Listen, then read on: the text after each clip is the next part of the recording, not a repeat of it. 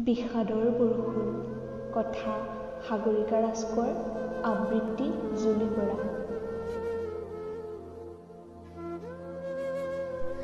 আজি মোৰ প্ৰিয় চহৰখনত চাৰিওফালে বিষাদৰ বৰষুণ।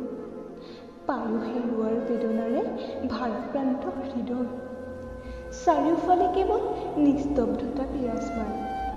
অন্য দিনাৰ দৰে নাই কোনো হাঁহিৰ খিলখিলনি, নাই কোনো ৰসাল আড্ডা।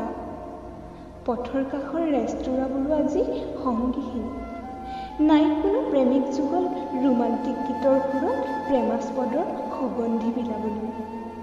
চাৰিওফালে কেৱল শূন্যতা আৰু শূন্যতা। ব্যস্ততাময় ৰাজপথটোৱেও আজি দুখৰ চকু লুকুৱাইছে। প্ৰিয় মানুহজনৰ সান্নিধ্য হেৰুৱাই ধূসৰ হৈ পৰিছে প্ৰিয় চহৰখন। আৱেগ সামৰিব নোৱাৰাৰ দুখত কেৱল উচুপিছে। স্তব্ধ হৈ পৰিছে সময় তুমিহীনতা সুঁৱৰি।